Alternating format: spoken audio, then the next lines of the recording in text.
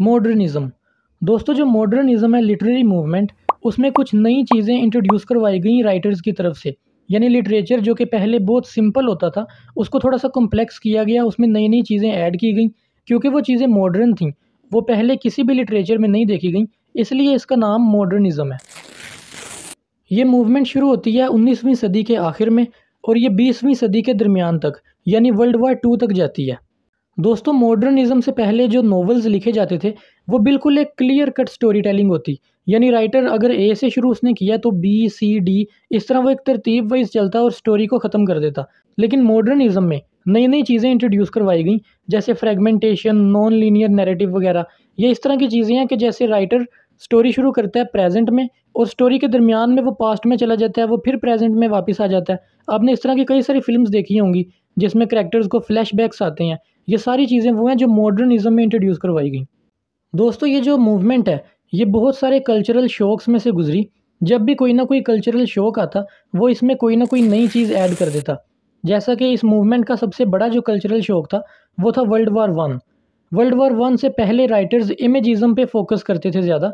यानी इमेजिज़म कहते हैं ऐसी डिस्क्रिप्शन देना चीज़ों की कि पढ़ने वाले के जहन में वो इमेजेस क्रिएट होना शुरू हो जाएं। यानी पढ़ने वाला उन चीज़ों को इमेजिन करने लग जाए और इसमें लैंग्वेज को बिल्कुल सिंपल रखना ताकि सही तरीके से समझ आ सके। तो राइटर्स इमेजिज़म पे फोकस कर रहे थे। जब वर्ल्ड वार 1 शुरू हुई तो राइटर्स को कहा गया कि वो वार पोइट्री करें। दोस्तों ये हमेशा से ऐसे ही होता है, जब भी किसी इलाके में कोई जंग शुरू होती है तो वहाँ के जो आर्टिस्ट हैं उन्हें कहा जाता है कि आप इस तरह का लिटरेचर लिखें या गाने लिखें जिससे हमारी कौम और हमारे जो सोल्जर्स हैं जो लड़ रहे हैं उनको हौसला मिले। जब इंडिया और पाकिस्तान की जंग हुई 1965 में, तो जो बहुत फेमस सिंगर थी उस वक्त की, मलिका नूरजहां, उन्हें कहा गया कि आप इस तरह के गाने गाएं जिससे पाकिस्तानी नेशन और जो सोल्जर्स हैं उनका हौसला बढ़े। और उन्होंने यही किया और उनके वो सॉन्ग्स आज भी पाकिस्तान में काफ़ी फेमस हैं।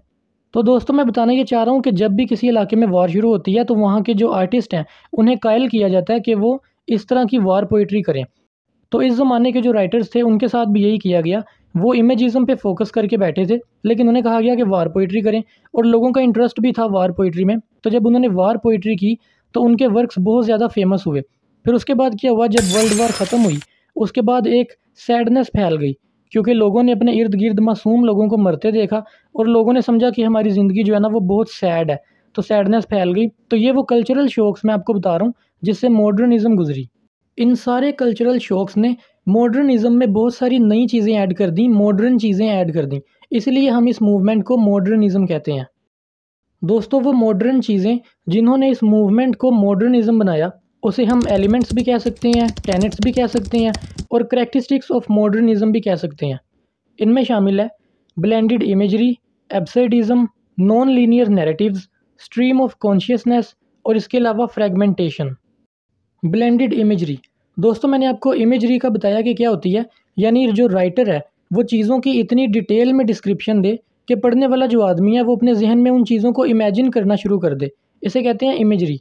और ब्लेंडेड इमेजरी मतलब वो 2-3 चीज़ों को इकट्ठा करके उनको थोड़ा सा कॉम्प्लेक्स बना दे, तो इसे कहते हैं ब्लेंडेड इमेजरी। इसके बाद आता है एब्सर्डिज़म। दोस्तों एब्सर्डिज़म कहते हैं सैडनेस को। यानी वर्ल्ड वार 1 की वजह से जो मैस किलिंग हुई, उस मैस किलिंग की वजह से लोगों में उदासी फैल गई और उनकी ये उदासी उनके लिटरेचर में भी नज़र आई। यानी उदासी और सैडनेस को रिप्रेजेंट करना, इसे कहते हैं absurdism. Non linear narratives. Non linear narratives का मतलब है कि जो स्टोरी है वो तरतीब से नहीं चल रही, बल्कि वो बार बार प्रेजेंट में जा रही है, फिर पास्ट में आ रही है, इस तरह वो चेंज हो रही है। इसे कहते हैं non linear narratives. Stream of consciousness. दोस्तों ये एक ऐसी टेक्निक है जिसमें जो करेक्टर है वो अपने दिमाग में कुछ सोच रहा होता है और उसके सोचने की जो आवाज़ है वो हमें आ रही होती है, ऑडियंस को। ये भी एक मॉडर्न चीज़ थी जो इंट्रोड्यूस करवाई गई मॉडर्निज़्म में। और आखिर पे आता है फ्रेगमेंटेशन। दोस्तों फ्रेगमेंटेशन कहते हैं कि जो स्टोरी है वो चलते चलते अचानक एक टॉपिक से दूसरे टॉपिक पे चली जाए। ये पढ़ने वाले को ऐसे लगता है जैसे उसकी स्टोरी ख़त्म हो गई है और एक नई स्टोरी शुरू हो गई है, लेकिन असल में वो होती एक ही है।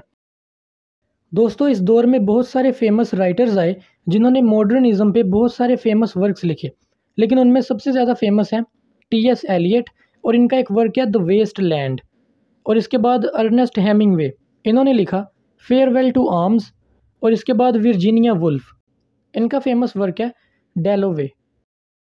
तो ये थी मॉडर्निज़्म। मुझे उम्मीद है आपको वीडियो पसंद आई होगी। अगर आपका कोई सवाल या सजेशन हो आप कमेंट्स में बता सकते हैं। मिलते हैं अगली वीडियो में, तब तक के लिए अल्लाह हाफ़िज़।